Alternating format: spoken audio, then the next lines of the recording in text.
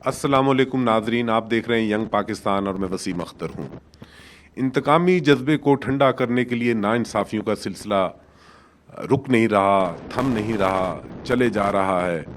کیا یہ ملک اور اس کے عوام صرف اس لیے رہ گئے ہیں کہ وہ تختہ مشق بنے رہیں اور نئے نئے تجربات ان کے اوپر ہوتے رہیں؟ کیا ایسے مشکوک دھاندلی زدہ انتخابات جو ہیں وہ ملک میں کسی قسم کا استحکام یا معاشی ترقی لا سکیں گے؟ اور کیا حکومت ان انتخابات کے بعد بننے والی جو حکومت ہے کیا وہ کچھ ڈیلیور کر سکے گی؟ پی ڈی ایم کا تجربہ کیا کافی نہیں تھا؟ اب تو عوام میں اتنی سخت نہیں ہے کہ مزید کسی تجربے کا بوجھ اٹھا سکیں۔ آج پھر تمام قانونی آئینی ضابطوں کو بالائے طاق رکھتے ہوئے عمران خان اور بشرا بی بی کو توشہ خانہ کیس میں 14 سال قید بامشقت کی سزا، 10 سال کی نااہلی اور 78 کروڑ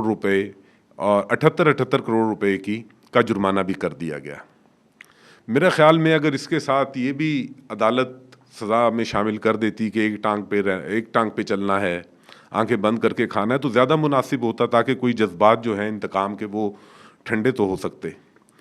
عجیب بات ہے کہ توشہ خانہ میں سے جو چیزیں عمران خان لے تو حرام ہے، نواز شریف، شہباز شریف، مریم شریف اور کلثوم نواز، آصف زرداری لیں تو حلال ہے، اور باقی جو شاہد خاقان عباسی وغیرہ جو ان کی قیادتیں ہیں وہ لیں تو حلال ہیں، باقیوں کے لیے حرام ہیں۔ اور تمام ضابطوں کے خلاف نواز شریف 6 لاکھ روپے میں، صرف 6 لاکھ روپے میں بلٹ پروف مرسڈیز جو تھے وہ لے گئے۔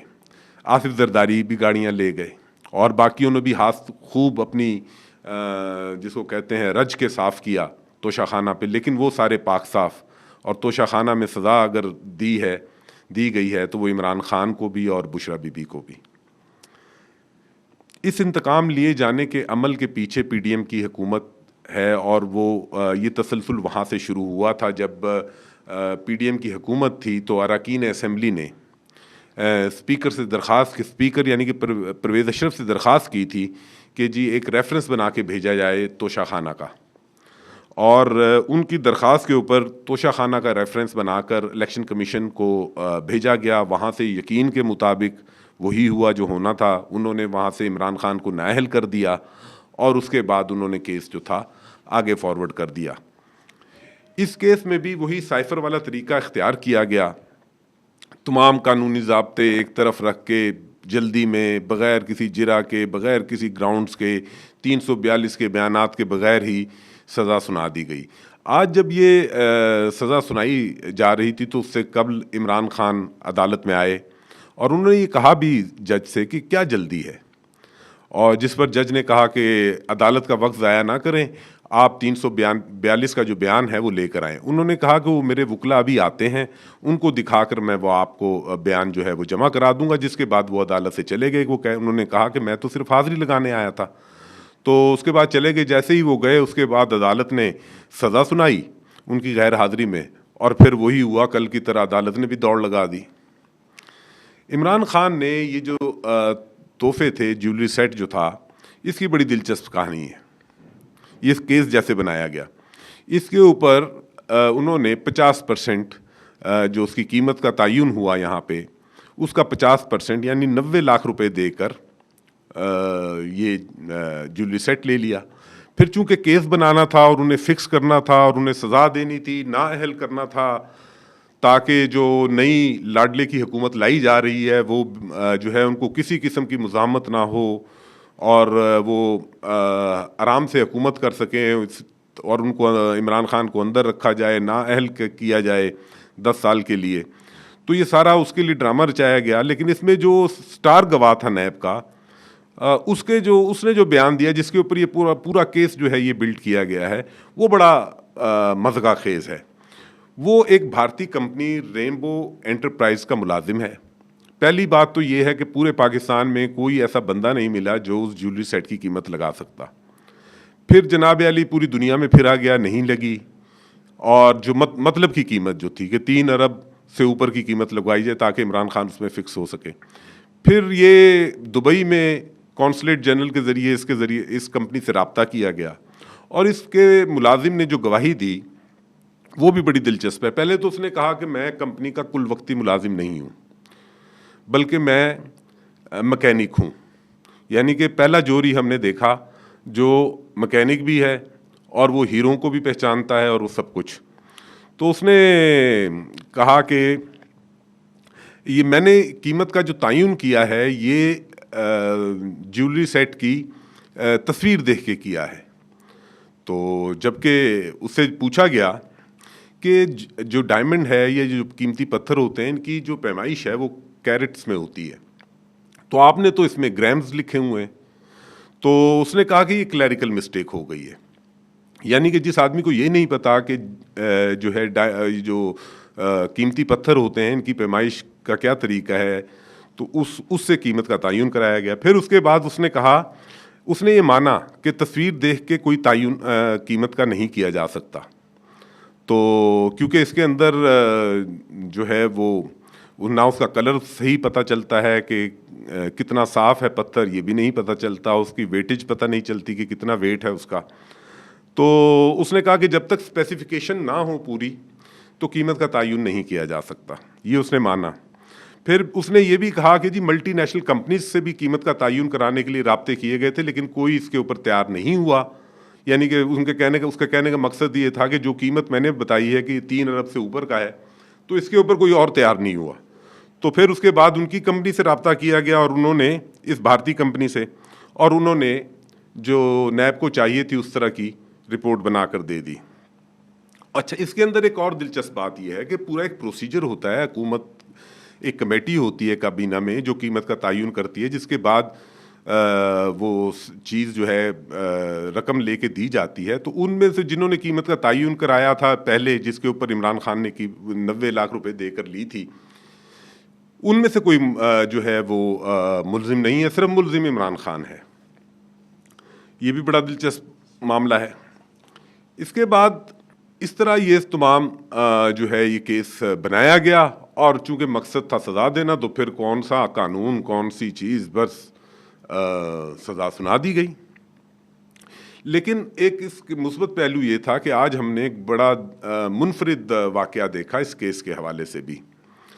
ہمیں تو عادت ہے, ہم میڈیا کے جو لوگ ہیں انہیں عادت ہے کہ گرفتاری سے پہلے ایک ہنگامہ ہوگا, ایک پٹ سیاپا پڑے گا, اس کے بعد جناب علی دھمکیاں سنگین نتائج کی دھمکیاں دی جائیں گی اور پھر الٹ پلٹ کر دینے کے جو ہے اعلانات ہوں گے اور پھر ہوگا کہ جی میں اپنے باپ کے ساتھ تھی تو مجھے گرفتار کر لیا گیا اور آسمان کے اوپر بادل نہیں تھے مجھے گرفتار کر لیا گیا, اس طرح کی باتیں.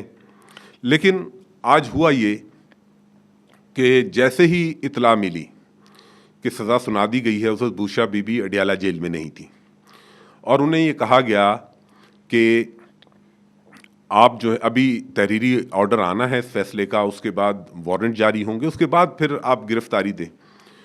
انہوں نے تمام مشورے جو تھے مسترد کر دیے. جیسے ہی یہ سزا ہوئی اس کے کچھ دیر کے بعد وہ خود اڈیالہ جیل پہنچیں اور آ کر انہوں نے اپنی گرفتاری دے دی. جن کے ضمیر پہ کوئی بوجھ نہیں ہوتا, جنہوں نے جھوٹ نہ بولے ہوں, جو دنیا کی ہرس میں مبتلا نہ ہوں, ان کے کردار بھی مختلف ہوا کرتے ہیں. سوال یہ ہے کہ یہ جو پورا نظام ہے یہ ننگا ہو کر ملک کی مقبول ترین جماعت اور اس کی قیادت کو ختم کرنے پہ تلا ہوا ہے. کیا ایسا ممکن ہو سکے گا؟ تو میری رائے میں ایسا ممکن ہرگز نہیں ہے. تمام تر ریاستی جبر کے باوجود پی ٹی آئی ایک بڑی سیاسی قوت بن گئی ہے اور جتنا اس کو دبایا جا رہا ہے لوگ اس سے اتنے ہی زیادہ جڑتے جا رہے ہیں اور اس کے رہنما کو جو سزائیں دی جا رہی ہیں اس سے سیاسی ماحول بھی بدل رہا ہے اور عوام میں جو ہے وہ ووٹ کے ذریعے اپنا بدلہ لینے کا جو جذبہ ہے وہ بڑھ رہا ہے اور جس کے باعث یقین سے کہا جا سکتا ہے کہ الیکشن والے دن بہت لوگ بڑی تعداد میں باہر نکلیں گے. بے نظیر کی وفات کے بعد بھی ایسا ہی ہوا تھا. اچانک سیاسی ماحول جو تھا وہ تبدیل ہو گیا تھا اور بڑی تعداد میں لوگوں نے پیس پارٹی کو ووٹ دیا تھا. اور دوسرا اس کا جو مقصد بظاہر نظر آتا ہے وہ یہ ہے کہ جیسے ہماری ساری سیاسی قیادت کے جو کرپشن کے چرچے ہیں وہ ملک میں تو کیا پوری دنیا میں پھیلے ہوئے ہیں. ہر آدمی جانتا ہے, باہر کے اخباروں میں, باہر کے ٹی وی چینلز پہ ڈاکومنٹریاں چل چکی ہیں. ایک آئیکن تصور کیے جاتے ہیں کرپشن کے. تو انہوں نے سوچا یہ کہ بھئی یہ جو عمران خان جس کے اوپر کوئی اس طرح کا دھبا نہیں ہے, اس کے کردار کو بھی داغدار کیا جائے. لیکن ان سے میری عرض ہے کہ ان کا عمران خان کا کردار اس طرح داغدار نہیں ہوگا.